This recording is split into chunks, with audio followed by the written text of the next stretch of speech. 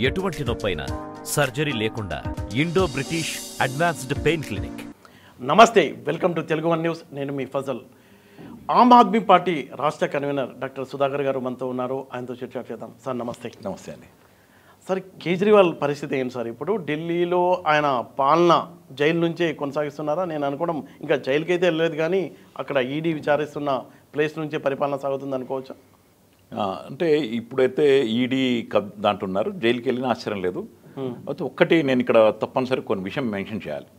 ఇప్పుడు ఆయన జైలు నుంచే పాలన కొనసాగిస్తారు అన్నదానికి ముందు జరిగింది ఏంటంటే, మాకు ఆమ్ ఆద్మీ పార్టీగా మాకు ఒక 3-4 నెలల నుంచి 6 నెలల నుంచి కూడా వీఆర్ ఎక్స్పెక్టింగ్ అరెస్ట్ చేస్తారనే మాకు తెలుసు, అది చేస్తారనే వీఆర్ ఎక్స్పెక్టింగ్ ఇట్. అందుకని దానికి తగ్గట్టులోనే ప్రిపరేషన్ ఉన్నాం, మేమంతా కూడా మెంటల్గా మేము ప్రిపేర్ అయి ఉన్నాం. ఎందుకంటే కేజ్రీవాల్ని అరెస్ట్ చేయగలుగుతారు కానీ ఆయన అనుచరులను అరెస్ట్ చేయలేరు, లేకపోతే లక్షలాది మంది కేజ్రీవాల్ వాలంటీర్ని అరెస్ట్ చేయలేరు. సో ఇంప్లిమెంట్ చేయడానికి మేము సిద్ధంగానే ఉన్నాం. ఎందుకంటే దాంట్లో ప్లెబిసైట్ లాగా ఢిల్లీలో ఒక ఎంక్వైరీ చేశారు అంతా. కేజ్రీవాల్ గారు జైలుకి వెళ్ళినా కానీ ప్రభుత్వం ఎవరు నడపాలి అన్న దాని మీద కూడా మనం చర్చ చేశాం. అయితే కేజ్రీవాల్ గారు ఢిల్లీ అక్కడి నుంచి నడపాలి అన్నదే చేశాం. ఎందుకంటే ఏ రూల్స్లో అక్కడ రాచలేదు. ఎందుకంటే ఇంకా ఆయన మీద ఆరోపణ ప్రూవ్ కాలేదు. He is only accused. కాబట్టి అది కానీ దేశ చరిత్రలోనే ఒక మచ్చ అనుకోవచ్చు ఇది. సీఎంగా పదవిలో ఉన్నప్పుడు ఆయన మీద పెద్ద రక్తంతో ఏం చేతులు తడవలేదు, కోట్ల రూపాయల స్కామ్ ఏం కాదు, డైరెక్ట్గా ఇన్వాల్వ్ కాలేదు, ఆయన్ని తీసుకెళ్ళి ఈడ్చుకుంటూ. నిజమే. ఇప్పుడు ఇది దేశ చరిత్రలో మచ్చ అంటే భారత ప్రభుత్వానికి మచ్చ అది. ఎందుకంటే ఇప్పుడు నిన్న మొన్న కూడా చూసాం, జర్మనీ కూడా దాని మీద స్పందించింది, ఇప్పుడు అమెరికా కూడా స్పందించింది. నిన్న చూస్తే కనుక అమెరికా కూడా స్పందించి, అంటే వాళ్ళు ఎవ్రీబడి ఈజ్ అబ్జర్వింగ్ జరుగుతున్నది ఏంటంటే మచ్చ ఎవరికి వచ్చింది, ఇప్పుడు ఈ మోడీకి వచ్చింది మచ్చ. ఎందుకంటే దీనికి పూర్వపరాలు కిందకెళ్ళినప్పుడు ఈ దేశంలో మోడీ ఎవరితో అన్న భయపడుతున్నాడు అంటే కనుక దట్ ఈస్ కేజ్రీవాల్. మోడీ భయపడుతున్నాడు. ఎందుకంటున్నానంటే ఈ మాట, ఆమ్ ఆద్మీ పార్టీ పుట్టింది 10 సంవత్సరాలు అయింది, అంతే 10 సంవత్సరాలు అయింది. 10 సంవత్సరాలు అయిపోయి ఏదో వస్తుంది అనుకున్నారే కానీ వచ్చిన తర్వాత చెప్పింది ఇంప్లిమెంట్ చేసింది. ఎందుకంటే కేజ్రీవాల్ గ్యారంటీకి ఇచ్చాం. ఇప్పుడు మోడీ గ్యారంటీ అంటున్నాడు కానీ కేజ్రీవాల్ గారు గ్యారంటీ అని చెప్పి ఆయన చెప్పిన మాటలు ఇంప్లిమెంట్ చేసుకుంటూ వచ్చాడు. వాటర్ కావచ్చు, కరెంట్ కావచ్చు, లేకపోతే ఎడ్యుకేషన్ ఇచ్చారు, హెల్త్ స్కూల్స్లో ఫ్రీగా, హెల్త్ విషయంలో కూడా అద్భుతమైన హెల్త్ ఫెసిలిటీస్ ఇవ్వడం, ఇవన్నీ ఇప్పుడు దాంట్లో ఆల్టర్నేట్గా ఎదుగుతున్నాడు. ఆ తర్వాత జనం మాట్లాడుకుంటున్నారు, సిసోడియా ఎడ్యుకేషన్ మినిస్టర్గా అతను అసలు గవర్నమెంట్ పాఠశాల లెక్క వాల్యూని పెంచి లైన్లో నిలబడి ఆ సీటు కావాలని. ఎందుకంటే ఇక్కడ ప్రైవేట్కి క్రేజ్ ఉంటుంది, అక్కడ ఢిల్లీలో గవర్నమెంట్ స్కూల్కి క్రేజ్ వచ్చింది. ఎందుకంటే మనకి రాజ్యాంగంలో మనం అంబేద్కర్ గారు వాళ్ళంతా కలిసి తయారు చేసిన రాజ్యాంగంలో ఎడ్యుకేషన్ అండ్ హెల్త్ ఫ్రీగా ఇవ్వాలి. అవును. అందుకనే మనం పన్నులు కడుతుంటాం. ప్రజలకు కావాల్సిన మినిమం అవసరాలు అంటారు. ఇది అందరూ ఏదో ఫ్రీ అంటారు కానీ ఫ్రీ కాదు. ఇది మినిమం అవసరాలు తీర్చడానికే మనం పన్నులు కడతా ఉంటాం. ఆ పన్నుల డబ్బులు ఎడ్యుకేషన్కి వెళ్ళాలి. ఎందుకంటే మనం ఎంత బాగా చదివితే కనుక మన పిల్లలు, మన దేశ అభివృద్ధి అంత అవుతుంది. అవును. అంతగా ఇండస్ట్రీస్ వస్తాయి, అంతగా జాబ్స్ కానీ లేకపోతే ఎక్కడైనా కానీ పనిచేయడానికి పనితనం పెరుగుతూ ఉంటుంది ఎడ్యుకేషన్లో. అలాగే హెల్త్, నా హెల్త్ ఎంత బాగుంటే నేను అంత బాగా పని చేస్తాను. నేను ఒక్కడే కనుక ఇంట్లో రోగిస్ట్లా కూర్చున్నానంటే ఇల్లంతా కూడా రోగిస్ట్ అయిపోతుంది, ప్రభావం చూపెడుతుంది. అందుకని ఈ రెండు చాలా ప్రధానమైనవి. దానికి ప్రధానమైనవి మళ్ళీ మంచినీళ్ళు లేకపోతే రేపొద్దున డయేరియా లేదా సగం ప్రాబ్లమ్స్ అన్ని వాటర్ తోటి వస్తాయి. మంచినీళ్ళు ఇవ్వాల్సిందే, ఇవన్నీ ఇవ్వాల్సిందే, మిగతా ఫెసిలిటీస్ అన్నీ మినిమంగా ఇవ్వాల్సిందే. అందులో మన దేశంలో చూడండి, ఇంతమంది యువత ఉన్నారు, అన్ని వనరులు ఉన్నాయి, అన్ని డబ్బులు ఉన్నాయి, కావాల్సినంత సంపద ఉంది, ల్యాండ్ ఉంది, పని చేయగలిగిన శక్తి ఉంది. ఇంత తిండి లేకుండా చనిపోయే వాళ్ళు ఎంతమంది ఉన్నారు? వాళ్ళ కోసం మినిమం సపోర్ట్ అయితే కావాల్సిందే కదా. ఎందుకు టార్గెట్ చేశారు మోడీ ఇతన్ని కేజ్రీవాల్? నేను ఇప్పుడు చెప్తున్న అన్ని ప్రజలకు అవసరాలకి తగ్గట్టుగా ఇవ్వడం జరిగింది.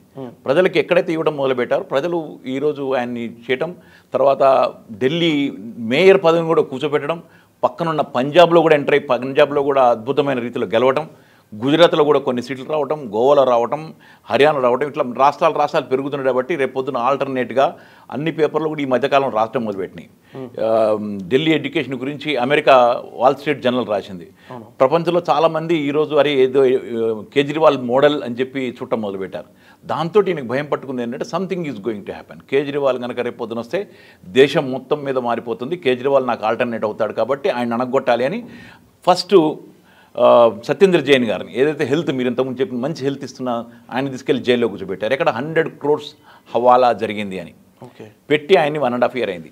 ఎక్కడన్నా ఏమన్నా ప్రూవ్ అయిందా? ఏం లేదు, కాలేదు. పైనుంచి మళ్ళీ తీసుకెళ్ళి సిసోడాని తీసుకెళ్ళి పెట్టారు. మళ్ళీ అదే 100 crores. అవును, మళ్ళీ 100 crores ఏం దొరకలా, మళ్ళీ తీసుకెళ్ళి సంజయ్ సింగ్ని తీసుకెళ్లారు. ఆయన మంచి వాయిస్ తోటి గట్టిగా మాట్లాడేటోడు అన్ని సమస్యలు, ఆయన్ని తీసుకెళ్లి జైల్లో పెట్టారు. మరి ఎక్కడన్నా 100 కోట్లలో 1 లక్ష రూపాయలు దొరికిందా? ఇంతమంది దగ్గర దాడి చేసి తీసుకెళ్లారు. తర్వాత రామన్ ఆయన్ని, తర్వాత ఇంకా మొత్తం దాదాపు ఒక 10-15 మంది, అంతకుముందు కొన్ని వందల మందిని ఎంక్వైరీ చేసి 100 సార్లు సోదాలు చేస్తే 1 లక్ష రూపాయలు కూడా దొరకల. ఇది నేనన్నమాట కూడా కాదు, సుప్రీంకోర్టు జడ్జి అక్టోబర్లో సంజయ్ గారు అన్నది ఏంటంటే 100 crores deal is a matter of dialogue అని చెప్పి ఆయన అంటం జరిగింది. నేను అన్నది కూడా కాదు, ఇది మ్యాటర్ ఆఫ్ డైలాగ్ అన్నాడు ఆయన. అన్ని పేపర్లు వచ్చింది. ఈ కేసు 2 నిమిషాలు కూడా నిలబడదు, మీరు ఏంటి ప్రూవ్ చేయదలుచుకున్నారు అని ఈడీని చివాట్లు పెట్టాడు ఆయన. మీరు ఎందుకు పట్టుకొస్తున్నారు ఇట్లా 100 కోట్లు, it's matter of dialogue, there is no evidence for that అని. మళ్ళీ దాని గురించి మొన్న ఈడీ చెప్పింది ఏంటి, మళ్ళీ 100 కోట్లు దాని కిందనే ఈయన అరెస్ట్ చేసామన్నారు. ఓకే, ఇంకా బాగుంది. ఇక్కడ వచ్చేటప్పటికి 100 కోట్లు మరి ఎక్కడ దొరికింది? 1 లక్ష రూపాయలన్న ప్రూఫ్ దొరికిందా? ఇంకెక్కడన్నా దొరికిందా? ఎక్కడ దొరకలేదు వీళ్ళకి. పైనుంచి తీసుకెళ్ళి మళ్ళీ కేజ్రీవాల్ గారిని తీసుకెళ్లారు. కేజ్రీవాల్ గారి కేసు కోర్టులు నడుస్తూనే ఉంది. ఇంకా ఆయన దాని గురించి అడిగాడు. అందరూ అంటారు ఏంటంటే 9 సార్లు సమన్లు ఇచ్చిన ఆయన వెళ్ళలేదు అంటే, వెళ్ళలేదు. ఆయన అడిగింది ఏంటి? క్వశ్చన్ వేసాడు ఒకటి. సరే, అంటే ఇప్పుడు పార్లమెంట్ ఎన్నికల్లో ప్రచారంలో పాల్గొనొద్దని కేజ్రీవాల్ లోపలేశారు అనుకోవచ్చా? ఎగ్జాక్ట్లీ. పార్లమెంట్ ఎన్నికలు ఒక్కటే కాదు, ఇండియా అలయన్స్ ఏదైతే తయారవుతుందో, ఎందుకంటే ఇండియా అలయన్స్ ఎప్పుడైతే ముక్కలవుతుందో, బీహార్ ఆయన నితీష్ కుమార్ వెళ్ళిపోయాడు, మమత వెళ్ళిపోయేటప్పటికి మోడీ ఏమనుకున్నాడంటే ఇండియా కూటమి ఫెయిల్ అయిపోయింది అనుకున్నాడు. ఎప్పుడైతే ఇండియా కూటమి ఢిల్లీలో అడ్జస్ట్మెంట్ జరిగిందో, 5 సీట్లు వీళ్ళు పోటీ చేసేటట్టుగా కాంగ్రెస్ కొన్ని సీట్లు పోటీ చేసే అడ్జస్ట్మెంట్ కుదిరి, గుజరాత్లో కుదిరింది, పంజాబ్లో కుదిరింది, అస్సాంలో కుదిరేటప్పటికి ఈయనకు భయం పట్టుకుంది. ఓకే, ఎందుకంటే కేజ్రీవాల్ ఇండియా కూటమి వస్తే కనుక రేపొద్దున తనకు ఆల్టర్నేట్ అవుతుంది, రేపొద్దున నన్ను ఓడించగలుగుతారు వీళ్ళని భయంతో మళ్ళీ పావులు మొదలు కదిపాడు ఆయన. అప్పుడు కవితను మళ్ళీ అరెస్ట్ చేశారు, ఎందుకంటే ఒక సీన్ క్రియేట్ చేయాలి. ఎందుకంటే ఇక్కడ కవితను కూడా సౌత్ గ్రూప్ ఇచ్చింది అన్నారు. ఓకే, ఇచ్చింది. ఫ్రమ్ వేర్, ఎక్కడి నుంచి అక్కడ కూడా ట్రాన్సాక్షన్ జరిగి ఉండాల్సింది కదా. మరి ఈవెన్ కూడా 1.5 year బ్యాక్ కూడా పిలిచారు కదా, అంతకుముందు కూడా పిలిచారు కదా. అప్పుడు దొరకని ఎవిడెన్స్లు కొత్తగా ఏం దొరికినాయి వీళ్ళకి? దొరుకుంటే పట్టిపోనండి, ఓపెన్గా పెట్టచ్చు కదా, అభ్యంతరం ఏం లేదు. ఇప్పుడు ఎలక్షన్ల ముందు చేసేటప్పుడు మాకు పక్కా ఎవిడెన్స్ దొరికింది అని ఎక్కడన్నా చూపెట్టగలిగారా? మళ్ళీ అదే 100 కోట్లు, మళ్ళీ అదే చెప్తుంటారు. మళ్ళీ అదే శరత్ చంద్రారెడ్డి. ఇప్పుడు శరత్ చంద్రారెడ్డిని పేరు చెప్పినప్పుడు మొట్టమొదటి శరత్ చంద్రారెడ్డి గారు చెప్పింది ఏంటి? నేను అసలు కేజ్రీవాల్ని కలవలేదు, నాకు సంబంధమే లేదని చెప్పాడు ఆయన అంతకుముందు అక్టోబర్ నవంబర్లో చెప్పాడు. చెప్పినప్పుడు ఆయన ఏమైంది, ఆయన తీసుకెళ్ళి మళ్ళీ లోపల వేశారు. లోపల ఉన్న తర్వాత ఆయన ఒక 3 కోట్లు 5 కోట్లు, నేను చెప్పేది కాదు ఇది, ఎలక్షన్ బాండ్లలో ఉన్న వివరాలు ఇవన్నీ నేను చెప్పేది, డేట్తో సహా వచ్చింది. ముందు ఒక 5 కోట్లు, తర్వాత ఒక 4 కోట్లు 9 కోట్లు పంపిన తర్వాత ఆయనకి బెయిల్ దొరికింది. బెయిల్ ఎలా దొరికింది? వీపు నొప్పి అని. జైళ్లలో వీపు నొప్పి అంటే బయటకు వదిలేస్తారా? కానీ వదిలేరు ఆయన్ని. వీపు నొప్పి అంటే బయటకు వచ్చిన తర్వాత 50 కోట్లు ట్రాన్స్ఫర్ చేశాడు అరబిందో ఫార్మా నుంచి. చాలా నీట్గా డిఫరెంట్ కంపెనీ నుంచి 50 కోట్లు అఫీషియల్గా ఇచ్చేసిన, అఫీషియల్గా. ఇది బయటపడింది మొన్న అనుకోకుండా చంద్రచూడ్ గారు వాళ్ళేదో పెట్టడం, అక్కడ కొంతమంది న్యాయవాదులు కలిసి. ఇప్పుడు లంచానికి ఈ ఎలక్ట్రల్ బాండ్కి తేడా ఏంటండి? ఇది కిట్ ప్రో క్రో అంటారు దీన్ని. నీకు ఇది చేసి పెట్టు, నేను ఇది చేసి పెడతాను అని చెప్పి. ఇప్పుడు మనకి లిస్ట్ అంతా బయటకు వచ్చినట్టు, నేను నా దగ్గర ఉన్నాయి, చదివి వినిపించమంటే వినిపిస్తాను. ఎవరెవరు ఎప్పుడు దాడి చేశారు, ఎప్పుడు ఎలక్ట్రల్ బాండ్స్ కొన్నారు అన్నది కూడా, ఎప్పుడు వీళ్ళకి చందాలు ఇచ్చారు, ఎలా ఇచ్చారు. ఎందుకంటే ఇంతకుముందు చందాలు ఇచ్చడానికి డైరెక్ట్గా చందాలు ఇచ్చేవాళ్ళు, దానికి లెక్కలు చూపెట్టడమో లేదా బ్లాక్ మనీ ఇవ్వటమో క్యాష్ ఇవ్వటమో. ఇక్కడ ఏం చేశారంటే ఈ బీజేపీ వచ్చిన తర్వాత దీన్ని అఫీషియలైజ్ చేసేసారు, దీనికి ఒక ముద్ర కొట్టి పంపించేశారు దాన్ని. దాంట్లో ఎంత కట్టినా ఎవరెంత కట్టినా బయట రివీలే కాదు, అనుకోకుండా మన సుప్రీంకోర్టులో రివీల్ అవ్వడం వల్ల బయటకు వచ్చిన విషయం ఇది. సరే, ఇప్పుడు ఈ రాజకీయ ఎన్నికల్లో ఎత్తుగడలో భాగంగా మోడీ కేజ్రీవాల్ని లోపలేశారు అంటే రేపు ఎన్నికల్లో ఎవరికి లాభం రావచ్చు? కేజ్రీవాల్ లాభపడతారా, మోడీ లాభపడతారా? నిజానికి ఎలక్ట్రల్ బాండ్ విషయంలో శరత్ చంద్రారెడ్డిది కనుక బయటపడకపోయి ఉంటే కనుక మైనస్ పాయింట్ అయ్యేది ఆమ్ ఆద్మీ పార్టీకి, కష్టమయ్యేది. కానీ ఈ శరత్ చంద్రారెడ్డి ఇష్యూ బయటకు వచ్చేటప్పటికి డేట్లతో సహా ఆయన ఎప్పుడు అరెస్ట్ అయ్యాడు, జైల్లో ఉండగా ఎన్ని కోట్లు పంపాడు, జైలు నుంచి బయటకు రాగానే ఎన్ని కోట్లు పంపాడు అనేది. ఎందుకంటే మొన్న కూడా నేను అమిత్ షా గారి ఇంటర్వ్యూ చూస్తున్నా, ఆ ఎలక్షన్లలో అందరికీ ఫండ్స్ ఇస్తారు, దాంట్లో మాకు కూడా వచ్చినాయి అంటున్నాడు. వచ్చినాయి కరెక్టే, కానీ ఒక నిందితుడుగా ఉన్నవాడు జైల్లో ఉండి 50 కోట్లు పంపిస్తుంటే అరవిందో ఫార్మా పలానా మనిషిని వాళ్ళకి తెలియదా? తీసుకున్న వాళ్ళకైతే తెలుసు కదా. మనకి ఇచ్చిన వాడికి బయట వాడికి తెలియకపోవచ్చు, కానీ తీసుకున్న వాడికి తెలుసు ఎవడు కొన్నాడో ఇవన్నీ కూడా. వాటి మీద నెంబర్లు ఉన్నాయి, వాటి సహా ప్రూఫ్ అయిపోయినాయి. అంటే దొంగ సొమ్ము తీసుకుంటున్నట్టే కదా. ఆయన జైల్లో ఉండి ఇప్పుడు అప్రూవర్గా మారాడు. అప్రూవర్గా మారి బీజేపీ మన వీళ్ళ ఈడీ ఫేవర్గా వెళ్ళిపోయి అప్రూవర్గా మారి 50 కోట్లు బీజేపీ పార్టీకి పంపాడు. చాలా క్లియర్ కట్గా. ఇంతవరకు మేము చెప్తున్నది ఏంటి, 100 కోట్లు ఎక్కడ ఎవిడెన్స్ దొరకలేదు అని చెప్పి అన్నాం. ఎక్కడుంది అన్నది మాకు కూడా ఆశ్చర్యం వేసింది. ఇప్పుడు దొరికింది ఎక్కడుందో. దాదాపు 60 కోట్లు ఆయనకే పోయినాయి, వాళ్ళకే పోయినాయి. 60 కోట్లు బీజేపీకి డైరెక్ట్గా అందినాయి డబ్బులు. వీళ్ళకి ఏమంటారంటే లిక్కర్ స్కామ్లో బీజేపీకి 60 కోట్లు 60 కోట్ల ముందు ఇంకెంత ముట్టినో మనకు తెలియదు. ఇంకా మొత్తం లెక్కలు ఇంకా బయటికి రావట్లేదు. కొన్ని ఏదో దానికి నెంబరింగ్ దొరకాలట, ఇంకా దొరికితే అన్నీ దొరికిపోతాయి. ఎందుకంటే వాళ్ళకి దాదాపు 6,000 నుంచి 8,000 కోట్ల పైన దొరికినట్టుగా వింటున్నాం మనం. అంటే ఒక విషయం చెప్పండి సార్, నాకు గతంలో కూడా రాజకీయ పార్టీలకు చందాలు ఇచ్చేవాళ్ళు వ్యాపారస్తులు, అది సహజంగా ఉంటుంది, అన్ని పార్టీలకు కూడా ఇస్తారు. ఇప్పుడు దీనికి అప్పటి చందాలకు ఇప్పుడు ఎలక్ట్రల్ బాండ్లకు తేడా ఏంటి? ఒకటండి, ఇప్పుడు మనకి ఆమ్ ఆద్మీ పార్టీకి కూడా చందాలు వచ్చినాయి. అందరికీ ఇస్తారు, అన్ని పార్టీలకు ఇస్తారు, ఇట్స్ కామన్. పార్టీ మీద ప్రేమతోటి కొంతమంది డొనేషన్లు ఇస్తారు, లేకపోతే అన్ని పార్టీలకు కొంత కదా అని ఇస్తారు. కానీ బెదిరించి వసూలు చేయడం అనేది జరగదు. అది ఇక్కడ జరిగింది. ఓకే. ఇప్పుడు దీంట్లో నేను మొత్తం ప్రతి కంపెనీది కూడా, ఇప్పుడు అరబిందో ఫార్మా అయింది, అంతకుముందు ఏంటి, తర్వాత ఈ మన లాటరీ స్కీమ్ ఏదో ఉన్నది ఒకటి కంపెనీ, ఆ కంపెనీ కావచ్చు, మెగా ఇంజనీరింగ్ కావచ్చు. మెగా ఇంజనీరింగ్ మీద దాడి చేసిన తర్వాతనే మీకు ఎలక్ట్రల్ బాండ్ కొనడం జరిగింది. అంటే డైరెక్ట్గా కొన్నారు. అక్కడ ఏంటంటే ఇది అప్పుడున్న దాని ప్రకారంగా సుప్రీంకోర్టు ఆర్డర్ ఇవ్వకముందు సీక్రెట్గా అయ్యొచ్చు, ఎంతనా కొనొచ్చు అనమాట. నేను అది మామూలుగా మనకి ఎంత మోడీ గారు పెట్టిన లిమిట్ 2,000 రూపాయల తర్వాత ఎవడు కూడా క్యాష్లో ఎక్కడ ట్రాన్సాక్షన్ జరగకూడదు అని ఉంది. 2,000 కంటే ఎక్కువ, everything should be on bank accounts అని ఉండింది మన దగ్గర. కానీ ఇక్కడ ఎన్ని కోట్లు చందాలు ఇచ్చినా కానీ, అంటే ఎన్నికల బాండ్ల రూపంలో ఎన్ని కోట్లు ఇచ్చినా మాఫియా, అది ఎవడు అడగడు ఆ డబ్బులు ఎక్కడి నుంచి అని. ఎవరికి ఇచ్చారు, ఎంత ఇచ్చారు అడగరు, ఎందుకు ఇచ్చారు అడగరు, ఎక్కడి నుంచి సంపాదించారు, ఎవ్రీథింగ్ వాజ్ సీక్రెట్. పెట్టింది మోడీ గారు వచ్చిన తర్వాత దాన్ని పాస్ చేసి పెట్టారు.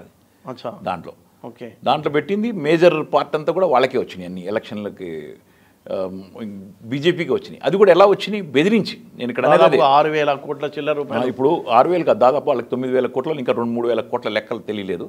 ఓకే. ఇప్పుడు షాగారా ఏమంటారంటే, మాకు అవును మా పెద్ద పార్టీ ఇంతమంది ఎంపీలు ఉన్నారు కాబట్టి మాకు ఇంత డొనేషన్ వచ్చింది అనేది. నాకేం అభ్యంతరం లేదు, డొనేషన్లు వస్తాయి, అందరికి వస్తాయి, మా ఆమ్ ఆద్మీ పార్టీ కూడా వచ్చినాయి. కానీ బెదిరించి వచ్చినాయి అక్కడ. ఇప్పుడు మెగా ఇంజనీరింగ్ కంపెనీ మీద ఐటీ దాడి చేసిన తర్వాత 900 దాదాపు మొత్తం కలిసి 900 కోట్లు పేమెంట్ చేశారు. అలాగే ఆ లాటరీ కంపెనీ మీద దాడి చేసిన తర్వాత వాళ్ళు డబ్బులు పేమెంట్ చేశారు. అలాగే ఇంకా వేరే ఇంజనీరింగ్ కంపెనీ మీద దాడి చేసిన తర్వాత వాళ్ళు బాండ్స్ కొన్నారు. ఆ డేట్స్ ఉన్నాయి కరెక్ట్గా. 10 రోజుల్లో కొనటం అనేది మనకు చాలా క్లారిటీగా కనబడిపోతాయి. 10 రోజుల్లోనే మొత్తం కొనటం అనేది అంతా జరుగుతూనే వచ్చింది అది. ఓకే. సో ఇది ఈ బెదిరింపు చేయడమే, అంటే క్విడ్ ప్రో క్రో. తర్వాత ఇంకా అన్ని కంపెనీలు దాదాపు దాంట్లో వాళ్ళకి ఇచ్చిన లిస్టులో దాదాపు 10 నుంచి 20 పైన పెద్ద పెద్ద కంపెనీలు అని ఏదైతే 100 కోట్లు, 50 కోట్లు, 200 కోట్లు ఇచ్చారో అన్ని కంపెనీలు కూడా బెదిరించిన తర్వాత వచ్చినాయి. సో అది డొనేషన్ ఎట్లా అవుతుంది? ఇట్స్ నథింగ్ బట్ ఒక క్విడ్ ప్రో క్రోనే అంటున్నాం. అది దాన్ని బెదిరించి తీసుకున్న డబ్బులే రూలింగ్లో ఉన్నారు కాబట్టి. మిగతా పార్టీలకు ఇచ్చారంటే ఇచ్చుంటారు, అదేం బెదిరింపు కాదు, డొనేషన్ లాగా ఇచ్చుంటారు, పార్టీ మంచిది కాబట్టి అని ఇచ్చుంటారు దాంట్లో. సో ఇక్కడ మాత్రం చాలా క్లారిటీగా బ్లాక్ మనీ బెదిరించి, అందులో శరత్ చంద్రారెడ్డి తర్వాత మాగుంట వాళ్ళు కూడా, ఆయన కూడా ఇప్పుడు ఎంపీగా కాంటెస్ట్ చేస్తున్నారు ఆంధ్ర నుంచి, బీజేపీ నుంచి, తెలుగుదేశం నుంచి.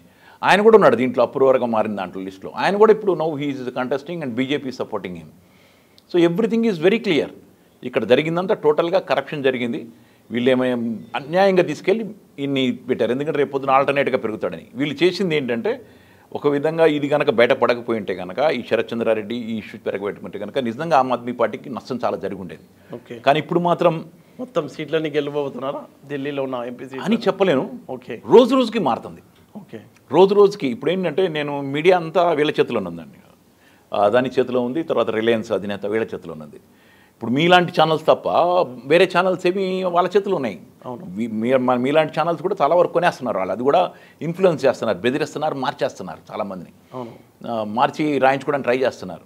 సో అటువంటి పరిస్థితులు ఉన్నప్పుడు ఈ ఒక సోషల్ మీడియాలో ఉన్న మీలాంటి వాళ్ళు చేయడం వల్లనే ఈ న్యూస్ బయటకు వస్తుంది. Otherwise it's not coming out. లేకపోతే ఇంత పెద్ద స్కామ్ ఇంకెవరికి తెలియట్లేదు. చాలామందికి ఎంతంత బెదిరించి తీసుకున్నారన్నది. దాదాపు 8-10 వేల కోట్ల రూపాయలు కాక ఇంకా చాలా ఫండ్స్ కలెక్ట్ చేసినవి ఉన్నాయి వీళ్ళ దగ్గర. మొత్తం కదా 22-23 వేల రూపాయల కోట్లు, 23 వేల కోట్లు మొత్తం వీళ్ళు వచ్చినాయి. అంటే ఈ బాండ్స్ ద్వారా వచ్చినాయి, జనరల్ డొనేషన్ ద్వారా వచ్చినాయి, మిగతా అన్ని వివరాలు ఇవన్నీ పేపర్లో వచ్చినాయి. నేను చెప్పేది ఏం కాదు, ఎనీ పేపర్ మనం చెక్ చేసినా, అంటే ఎలక్షన్ కమిషన్ అనౌన్స్ చేసిన వాటిలో నేను చెప్పేది అంతా కూడా దీంట్లో వచ్చినాయి అవన్నీ. ఇది కాక ఇంకెంత కలెక్ట్ చేసి ఉంటారు, ఇంకెలా చేసి ఉంటారు అన్నది అందరికి కనబడుతున్నది.